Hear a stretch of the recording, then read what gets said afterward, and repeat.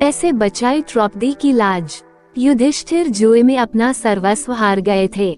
छलपूर्वक शकुनी ने उनका समस्त वैभव जीत लिया था, अपने भाइयों को, अपने को और रानी द्रौपदी को भी बारी बारी से युधिष्ठिर ने दांव पर रखा। जुआरी की दुराशा उसे बुरी तरह ठगती रहती है, कदाचित अब की बार सफलता मिले, किंतु युधिष्ठिर प्रत्येक दांव हारते गए। जब वे द्रौपदी को भी हार गए, तब दुर्योधन ने अपने छोटे भाई दुशासन के द्वारा द्रौपदी को उस भरी सभा में पकड़ मंगवाया। दुरात्मा दुशासन पांचाली के केश पकड़कर घसीटता हुआ उन्हें सभा में ले आया। द्रौपदी रजस्वला थे और एक ही वस्त्र पहने थी। विपत्ति यहीं समाप्त नहीं हुई। दुर्योधन ने अपनी जांघ खोलकर दिखाते हुए कहा, दुशासन, इस कौरवों की दासी को नंगा करके यहाँ बैठा दो। सभा भरी थी। वहाँ धृतराष्ट्र थे, पितामह थे, द्रोणाचार्य थे, सैकड़ों सभासद थे, वयोवृद्ध विद्वान थे,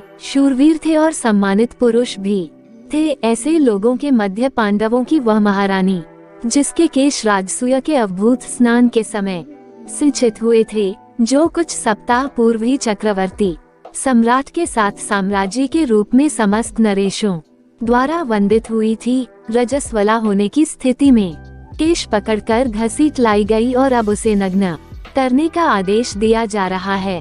होने को वहाँ विटूर भी थे, किंतु उनकी बात कौन सुनता। द्रौपदी ने अनेक बार पूछा, युधिष्ठिर जब अपने आप को हार चुके थे, तब उन्होंने मुझे दांव पर लगाया था, अतः धर्मत मैं हारी गई या नहीं। किंतु भीष्म जैसे धर्मज्ञों ने भी कोई निश्चित उत्तर नहीं दिया। जिसकी भुजाओं में 10,000 हाथियों का बल था, उस दुरात्मा दुशासन ने द्रौपदी की साड़ी पकड़ ली। मेरे त्रिभुवन विख्यात शूरवीरपति द्रौपदी व्याकुल होकर इधर उधर देख रही थी कि कोई उसकी रक्षा करेगा, किंतु पांडवों ने लज्जा तथा शोक के कारण मुख दूसरी ओर कर लिया था। आचार्य द्रोण, पितामह भीष्म, धर्मात्मा कर्ण। द्रौपदी ने देखा कि उसका कोई सहायक नहीं।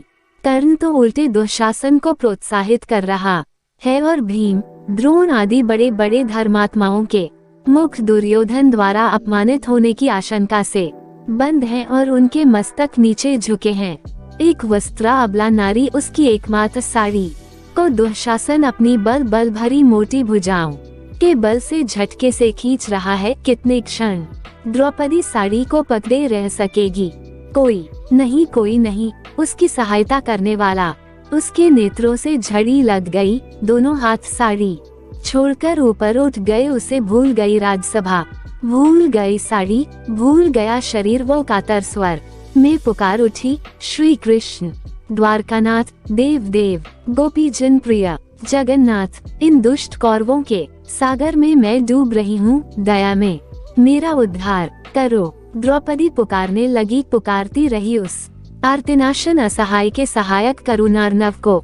उसे पता नहीं था कि क्या हुआ या हो रहा है।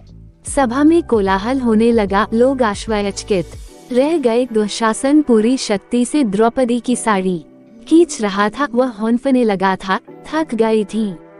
10 सहस्त्र हाथियों का बल रखने वाली उसकी भुजाएं द्रौपदी की साड़ी से रंग बिरंगे वस्त्रम का अंबार निकलता जा रहा था। वह 10 हाथ की साड़ी पांचाली के शरीर से तनिक भी हट नहीं रही थी। वह तो अनंत हो चुकी थी। दया में द्वारकानाथ रजस्वला नारी के उस अपवित्र वस्त्र में ही प्रविष्ट हो गए थे। आज उन्होंने वस्त्रावतार धारण कर लिया था और अब उनके अनंता का और छोर कोई कैसे पा सकता था। विदुर, यह कोलाहल कैसा है? अंधे राजा धृतराष्ट्र ने घबराकर पूछा। महात्मा विदुर ने बताया, दुशासन द्रौपदी की साड़ी खींचते खींचते थक चुका है। वस्त्रों का ढेर लग गया है। आश्चर्यचकित सभासदों का ये कोलाहल है। साथ ही आपकी यज्ञशाल में श्रृंगार घुस आए हैं और रो रहे हैं। दूसरे भी बहुत से अपशकुन हो रहे हैं। द्रौपदी सर्वेश्वर श्री कृष्ण को पुकारने में तन्मय हो रही है। उन सर्वसमर्थ ने अभी तो उनकी साड़ी बढ़ा दी है, किंतु यदि शीघ्र पांचाली को प्रसन्न नहीं करते तो श्री कृष्ण का महाचक्र कब प्रकट होकर एक क्षण में आपके पुत्रों को नष्ट कर देगा, यह कोई नहीं कह सकता। आपके सभासद तो भय व्याकुल होकर कोलाहल करते हुए दुर्योधन की जो निंदा कर रहे हैं उसे आप सुन ही रहे हैं।